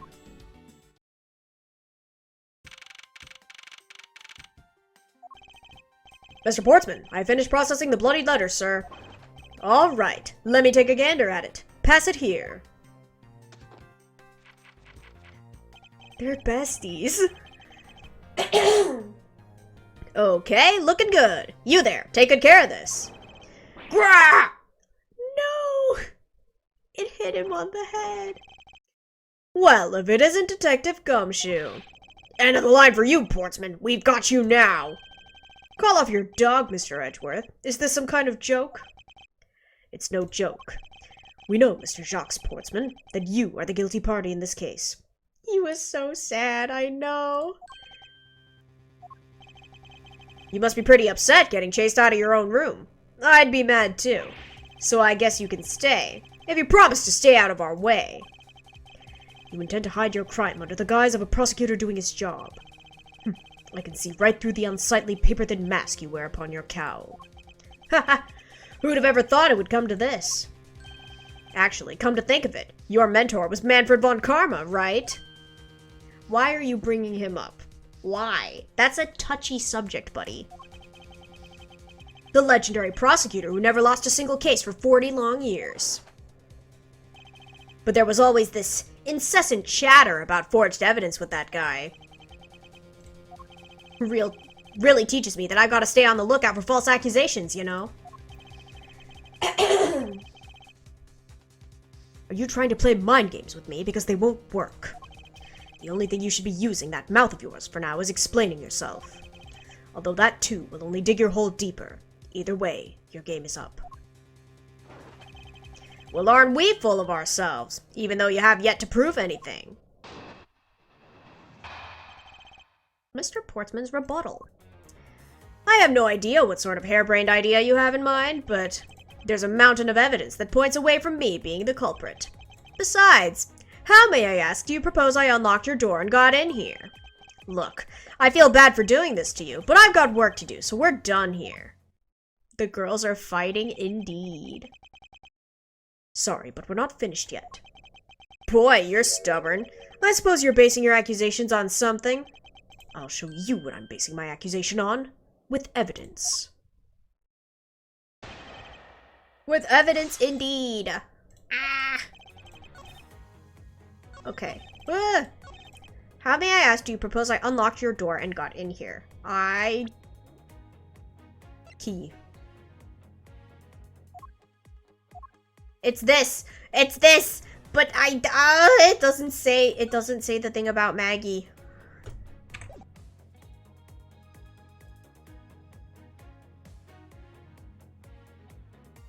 Maybe I press it first. Hold it. Unfortunately, I believe I've already shown how earlier. Save ya. Your speculations mean nothing, as I still insist that I could not gain access to your room. What should I do now? Should I raise an objection? Yeah, okay. You claim to have had no way to open my door. However, is that really the honest truth? Ha ha! Alright, I'll humor you. Go ahead, shoot! Very well then. I propose that you use this to open my door. Take that. I believe you were able to open my office door with the master key, no less. Objection. Wait. Hold on for a sec. I never laid a finger on that key, as you already know. Precisely. You were able to open my door without lifting a single finger. Well, maybe you did, but only to direct. That's right. You used your finger to direct this person to open my door with the key. Take that. You would ask Miss Bird to open your own office door for you, yes? Yeah, I kind of forgot my key at home. Happens a bit too often for my taste, you know? But the room you had Miss Bird open at the time was not your own, was it? What? You've quite the imagination. But why don't we ask the girl herself whose door she opened, shall we? I'm certain that it was Mr. Portsman's door, sir. I checked the number plate to make sure I was opening the right door, sir. See? Miss Bird backs up my story. Yet what if you had misled her to fool her into thinking what you wanted? Ha! And how do you suppose I did that? By switching the number plates on our doors, for example. That's right! They do slide out pretty easily. Furthermore, you then used one other thing to give a very strong impression that the door she was opening was yours and not, in fact, mine. What was it that Mr. Portsman used to make Miss Bird think that it was his room? Hope! Take that. What? The basketball hoop, sir? It's quite the peculiar fixture in any hallway, let alone a hallway in this building. Basking ball, yes. Which is why it left an unusually strong impression on you. It's an object perfectly suited to sit just outside the office of a peculiar prosecutor. Gwah! That's very true, sir, because there was a basketball hoop sitting there. I thought the door I was opening had to be Mr. Portsman's. There are signs that the hoop had been moved. To sit it in front of my office, to be sure. I see. So that's how you throw suspicion on people. Thanks for the tip. It's so funny how he's only sweating on the part of his forehead that is bare. But I think your conjecture is a little off the racetrack. Conjecture's rebuttal. Now you're just spouting nonsense. I had the girl open my office door. After that, I was in my room the entire time. You don't have a single reason to suspect me. No. So he intends to claim his innocence to the end, does he? I'm as pure and innocent as my jacket. And Miss Bird is as dirty and guilty as the jacket she wears. That's wild. My jacket's not dirty, I'll have you know. I just washed it yesterday. Please calm down, for I intend to show who is the one truly covered in slime here. I have a note from Jim. Do I put it here? I'm going to save.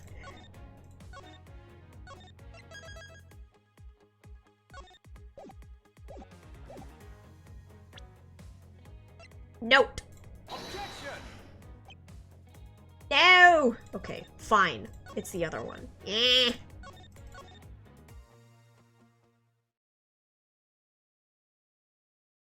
I hate being wrong. Find the flaw in his testimony. I know, Edgeworth. I know. Hello? Let me, hello? Oh. Okay. Present this. There we go. That was a lie. What are you talking about? How was that a lie? This is a note that the victim left for you, Mr. Portsman. A note? It was left under your door, or did you not notice? And right here it says, "But you're out." You're not in your room when the victim came to call on you. So then, where were you and what were you doing? Ah! Shall I explain it in full detail for you? You were busy snooping around in my room, the very room you had Miss Bird open up for you. That's just nonsense! You have no evidence that I made the girl open your door for me. Oh, but I do. I have very decisive evidence. No way! This is proof positive that you had Miss Bird open the door for you. Huh? This? What? I'm confusion. Ah! I can't save! Okay. Oh, this one. Okay. No, we're good. I had your door dusted for prints. My door? What for? Come on, I bet you didn't find anything. You sure are good at wasting time. You're right. I didn't find anything, and definitely not Miss Bird's fingerprints. Her prints? What do they have to do with anything? Let's put it this way. If she really was the one who opened your door, then her prints should naturally be on the doorknob she touched. Ah! Further, all of the prints on my office's doorknob have been wiped clean off. I can only assume it's because Miss Bird's fingerprints were on it. Don't you think it's time you gave up your charade? We know you stole into my office with the intent of stealing something from me. And Detective Faith found you out. Possibly because he heard sounds coming from a room whose occupant was on leave. Mr. Portsman, you killed Mr. Faith to silence him. And I had the misfortune to return when I did. You had to threaten me as you escaped. As I said when you had the gun to my back, no one gets away with committing murder in my office. I cannot hear his theme without thinking updated autopsy report. That's so valid. Me too. It's okay though. It's funny. It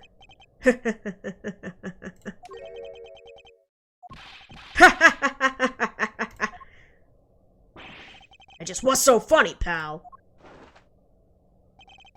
Well, that look of stiff seriousness on the face of this office's finest prosecutor, as he makes a huge mistake in accusing me, is simply too much to bear. There's just nothing else like it in the world. What? Mr. Edgeworth just explained it all, and he even backed it up. You're the murderer. Stop trying to be slippery and just admit to the crime already. And as I said earlier, it's also circumstantial, so full of conjecture. You say you checked my doorknob for prints? Well, I can readily confess that I had wiped that knob down well. Eh? I'm a little obsessive-compulsive, you see. I didn't want to touch a doorknob that you had touched. Is that OCD or is that being a germaphobe? I think there's a difference. Which is why I wiped the knob down as soon as I could after you opened the door. After that, it makes perfect sense that only Jim's and my own prints would be on there. You made that up just now, didn't you? Furthermore, as for the note Jim left for me, do you know exactly when that was? That's personal. For all we know, he could have left it there before I arrived at the office. Like early evening, for example. Are you saying that you failed to notice a note in your doorway? Hey, even geniuses fail at times. I was probably too preoccupied by work-related matters, although that's no excuse. Now that's just a flat-out lie. There's no way you didn't notice a note that size. Ah, but you can't prove that, can you? Say something, Mr. Edgeworth. Back me up here, sir. Portsman makes a good point. I can't prove that he didn't simply overlook it. He is blind. Besides, I have an airtight alibi. Airtight, you say? I only just realized I had one as we were talking. I guess it would have been better for all of us if I had just told you sooner. Portsman's alibi. If memory serves, you came back to this office at around 2 a.m., correct? And it was then that you had that unfortunate confrontation at gunpoint with the culprit. But at exactly that time, I was down in criminal affairs. Ask around. I'm sure the other detectives will corroborate my story. It's the perfect alibi. Do you really think it's that perfect? Like I said, I don't care. Ask around all you like. You'll see for yourself. Detective Gumshoe. Sir, yes, sir. I'll go check out his alibi, sir. Be right back. Mr. Edgeworth, sir. I think we're in trouble. It's just like Mr. Portsman said. The guys down at Criminal Affairs said they saw him at around 2 a.m. You see? All of the evidence points to him being the culprit. So there must be a contradictory point in his alibi somewhere. Time to press.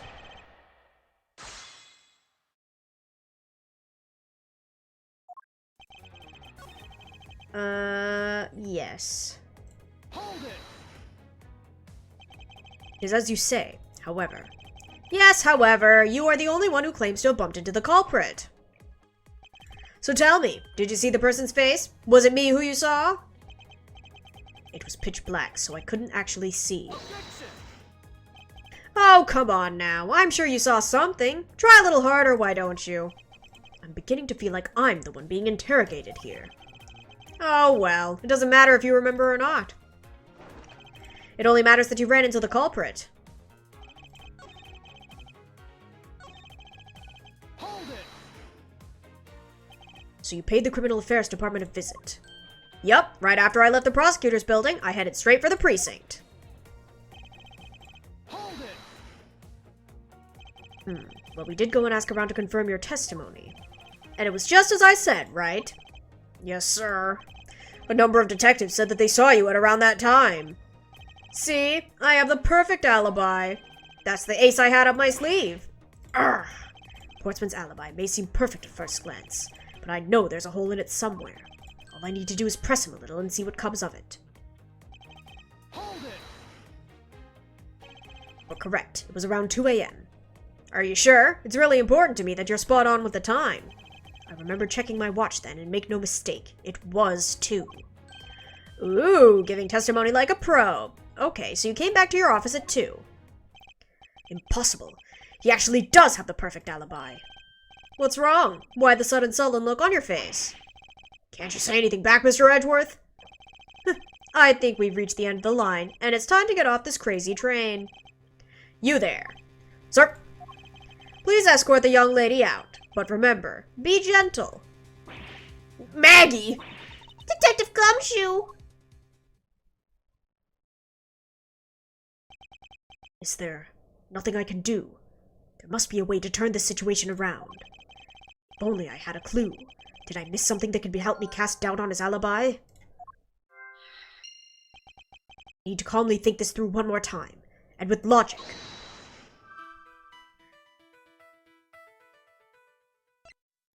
The intruder I met could not have been Mr. Portsman, then who could it have been?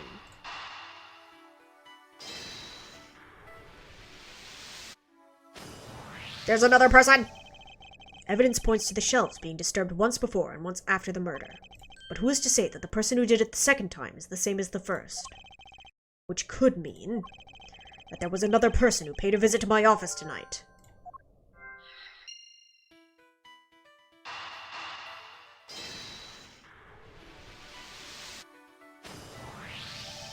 If indeed there were two culprits, then that resolves the contradiction behind our murder weapon.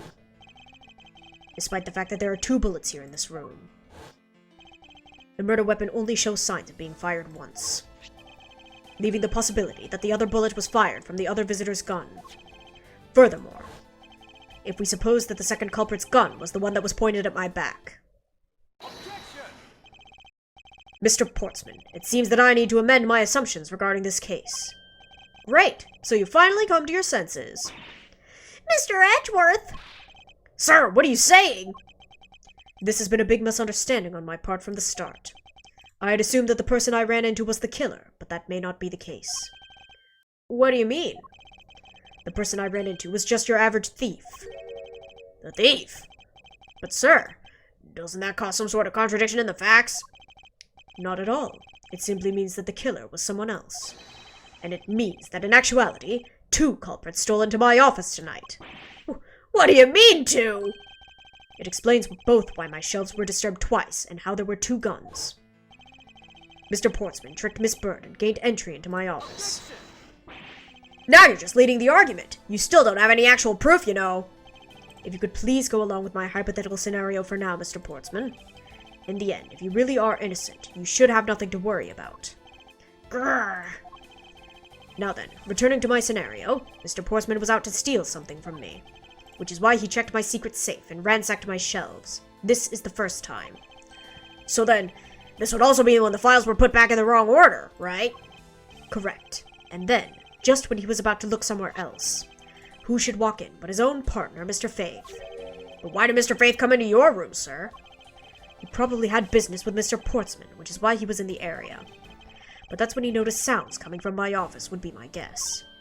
Oh, because you were supposed to be away, right? And he must have thought it was odd, so he came into the office to check it out. Correct. And as a detective, that was the right thing to do. But when he came in, he found his own partner standing there. Because it was Mr. Portsman, Mr. Faith probably let his guard down. Mr. Portsman was not so merciful as to let him leave alive.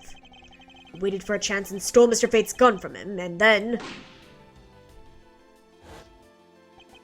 he killed him. He silenced Mr. Faith for catching him in the act of stealing.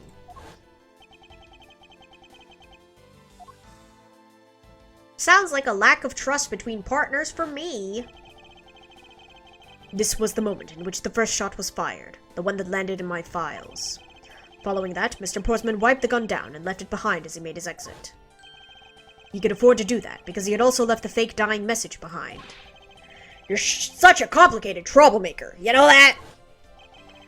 Well, if things were as simple as that, then all would be solved. However, there was yet another visitor to my room, and this is where it gets complicated. There was another visitor, sir. Yes, and this other person's objective was also to steal something from me. Now then, even after Mr. Portsman left, the door to my office remained unlocked. However, this new visitor had no way of knowing that, and so they stole the master key from the security guard's room, and then entered my room and searched through my shelves. This was the second time they were disturbed, and it seemed the thief found their prize. The stolen 0 file, right, sir?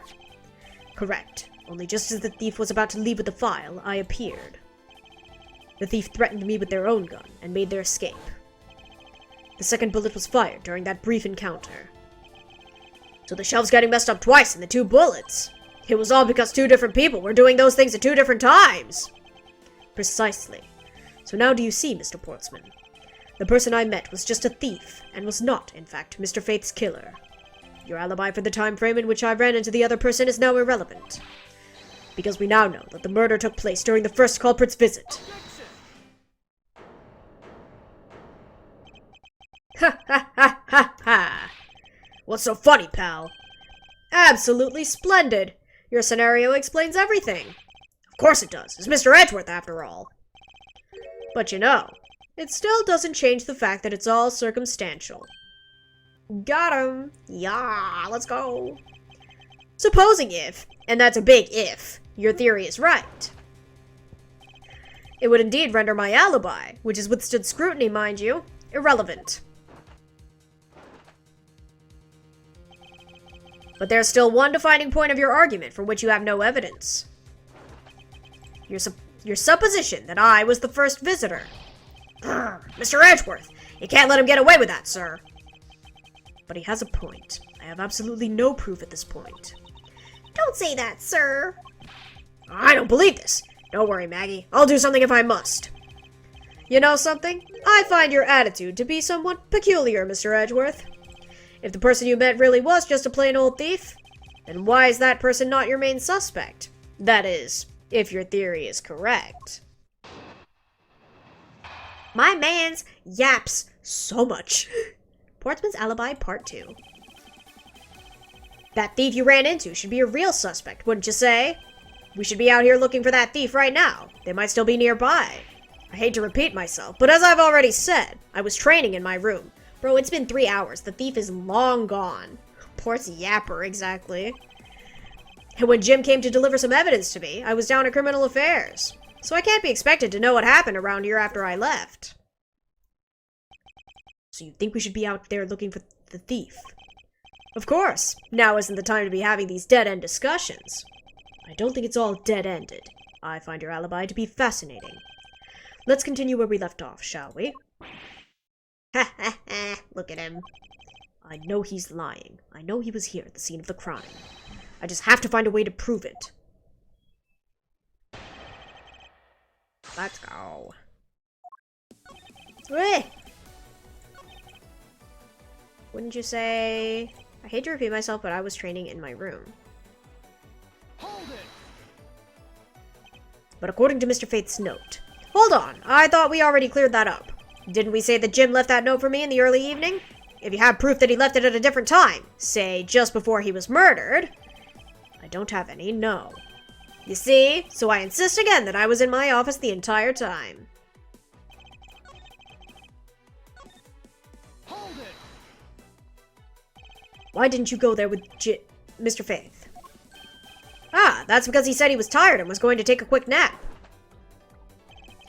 You know, these sofas in the hallway? He likes to sleep on those. It's one of his habits. And what of the evidence he brought? They were things related to yesterday's case. Just 2 items. A gun and a pendant. Interesting. This piece of testimony seems too crucial to let slip through the cracks. Okay. He brought me 2 items, a gun and a pendant, that are related to yesterday's case. Hold it! A gun and a pendant. Yes, this gun, which was the murder weapon, and this pendant, which belonged to the victim. And why were you taking them to criminal affairs? There was something in a past case file I wanted to compare these two to. But all this has nothing to do with the case right now. Anyway, I believe you'll find the long paper trail I left to be to your satisfaction. This is all matching up with what Detective Gumshoe found out. That are related to yesterday's case. Herm! I feel like I'm supposed to do something there.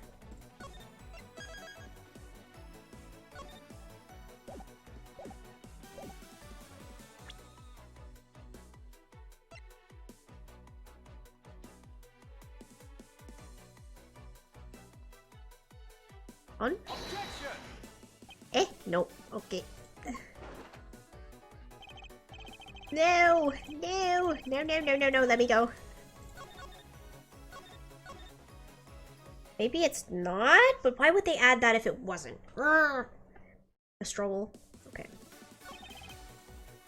Hold it! Can't expect you to know, can I?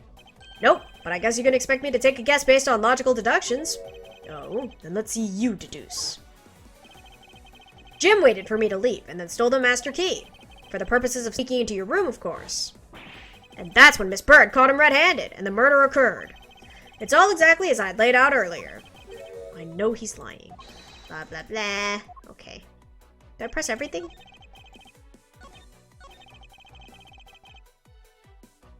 Hold it!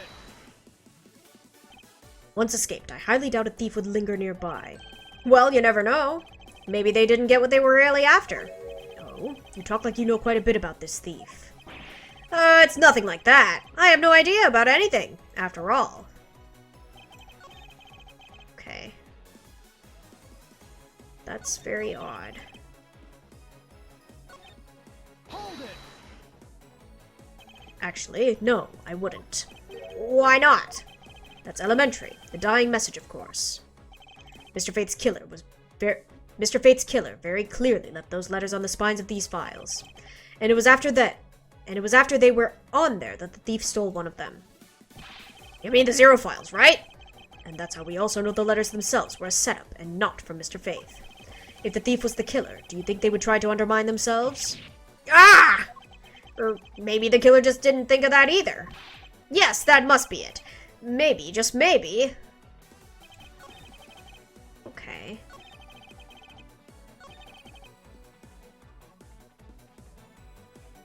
Hold it! Yeah, gun independent. Yep. And why are we taking... Yeah, okay. This is all matching up with the... Okay.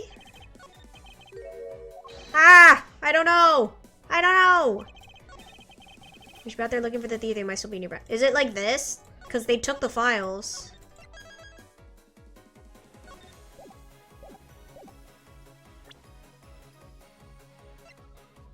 Objection!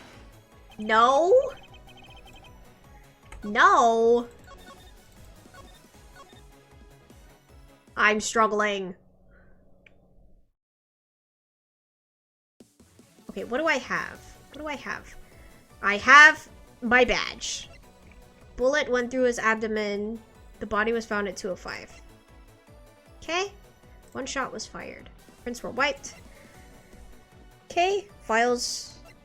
This can open every office door. Uh-huh. 3 pieces. Wait. 3. 3.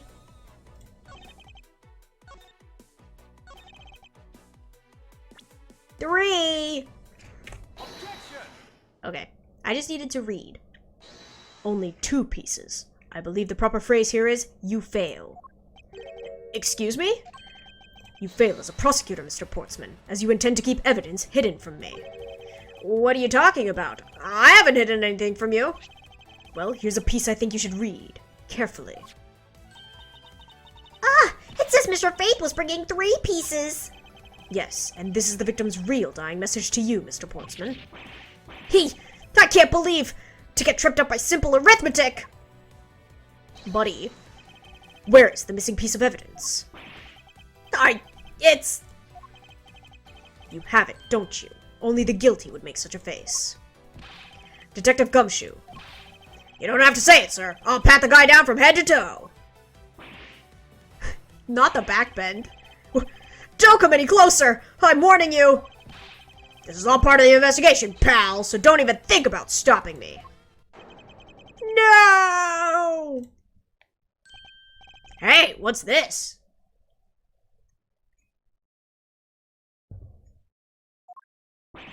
Ha! Indeed. Yeah, this on him, sir. Despite what you said, it would appear that you do have something to hide. Why would he hide something like that? There's only one reason why anyone would hide evidence of this caliber. Because it would unequivocally point to that person himself as the real killer. Sweaty, sweaty. Let's examine this videotape in a little more detail. For the section of the tape that will drive the last nail into this coffin. KG8 incident. Oh-ho-ho. Ah! That's blood, isn't it? Yes, and I believe this is what the good prosecutor was trying to hide from us. This blood is still fresh. You mean this might be Detective Fate's blood? No! You've got it all wrong! No amount of denial can save you. We have but to run a blood test to find the truth. 'Cause they have blood tests here. Breakdown in 3, 2, 1, true. Ugh. You told us that you had received evidence from the victim earlier. Now you will tell us when and how did the victim's blood find its way onto this video. Yeah, it's totally suspicious. Was it at the moment of his death? Did Detective Faith have this videotape on his personage when you killed him? You know very well there's no way to prove that. Not even if we were to examine this tape for fingerprints. Gah! Everything is so much easier when you can do blood tests and fingerprints, man. If I had to take a guess, I'd say that the only ones on here would belong to the murderous you and Mr. Faith. No! Impossible! I'm...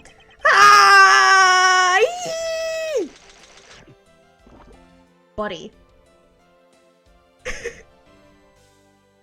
My guy. He just ate his medal. He ate it! He literally ate it! Mr. Portsman has been placed under arrest for the murder of Detective Buddy Faith, sir. Very good. And the results we got back from the lab techs on the tape turned out to be real solid, sir. The blood work came back and it was definitely Mr. Faith's blood on there. And as a bonus, they were also able to lift a few of Mr. Faith's fingerprints as well. Thank you very much, Mr. Edgeworth. His teeth are made of steel, apparently, for real. It's crazy. I still can't believe I got to see your cool deduction skills outside the courtroom. I'm impressed beyond words, sir. It was nothing. I'm just sorry you got caught up in a murder in my office. Please accept my apologies. Aw, it was nothing, really, compared to what I've been through, I mean. I consider myself lucky that it was only a burglary and a murder this time, sir. A murder! Maggie! If it had been a holdup or a hostage situation, I'd have thrown my hands up in the air. He ate a gold medal, actually dead, real. I think I'm finally rising up from a goddess of misfortune to just an unlucky person. Something tells me we should have hired a different person for security detail. Well, listen, Edgeworth, she needs a job. You know something, sir? That Mr. Portsman really was one corrupt prosecutor. And why would you say he was corrupt? Well, I heard there were a number of suspicious things related to his court cases. There's even rumors about how some of the evidence he uses is forged, sir. Forged evidence, huh? And they say he even decided not to prosecute a few cases for some really vague reasons. And Gumshoe has a thing for her. I know, the age gap is a little, I guess at least they're all adults, though. All in a day's work, exactly. And the day's hardly started, it's like 6 in the morning. Ooh, that guy was a complete disgrace to the entire profession. I never did get around to asking what his reason was for breaking into my office. Yeah, whenever we get near that topic, he just clammed up. Although, we could be pretty certain that it was to steal something. This is just between you and me, sir, but... What's the age difference? I think Gumshoe is 32 and Maggie is 23. Yeah, it's a lot. Let's see. 32, 23, so yeah, 9 years. There's a rumor that some sort of huge organization is involved behind the scenes. Oh, well, well. With Mr. Portsman not willing to divulge anything, it certainly lends credence to that rumor. It would seem that we haven't heard the last of this. Huh? That Mr. Portsman isn't the bad guy? I didn't say that, but rather that there are still many more mysteries for us to solve. For example, we still haven't figured out the significance to this piece of evidence. This one. Right? Yeah, this one. Take that! The person who stole this case file, the other villain of the night. Yeah, I wonder who it was. And what happened to the stolen pages?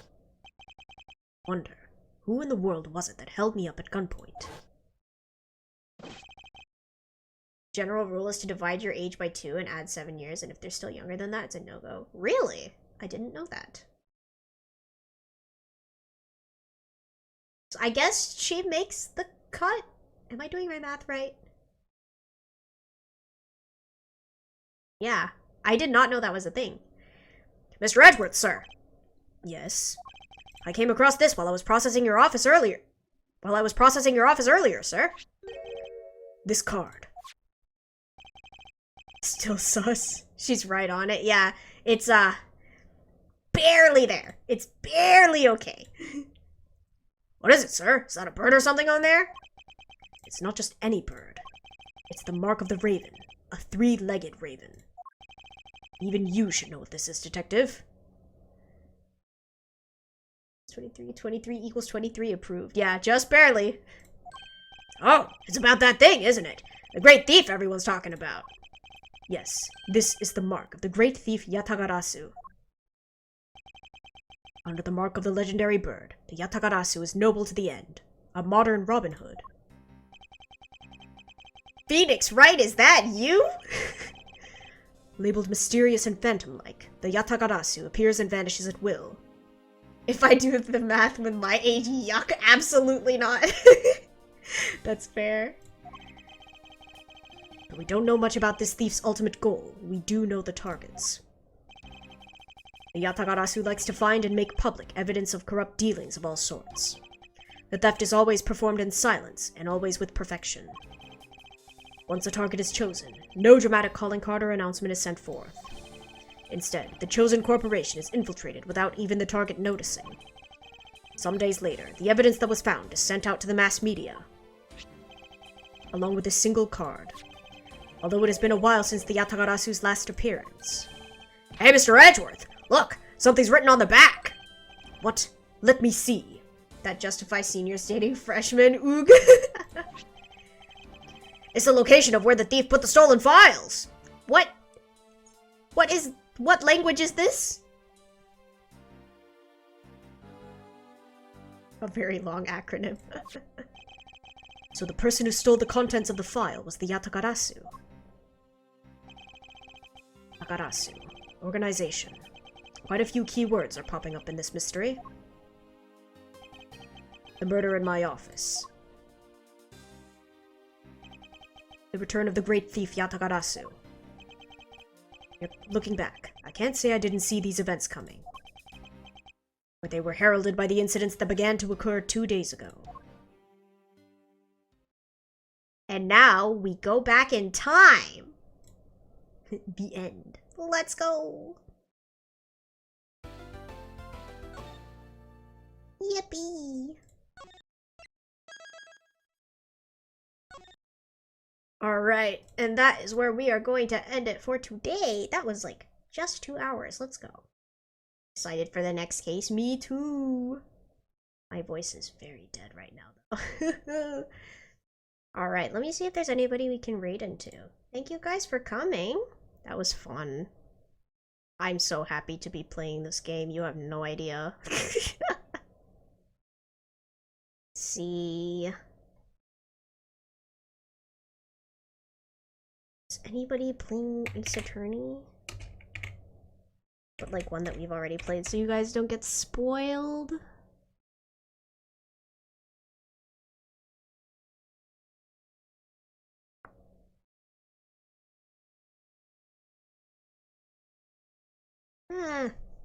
Ace Attorney.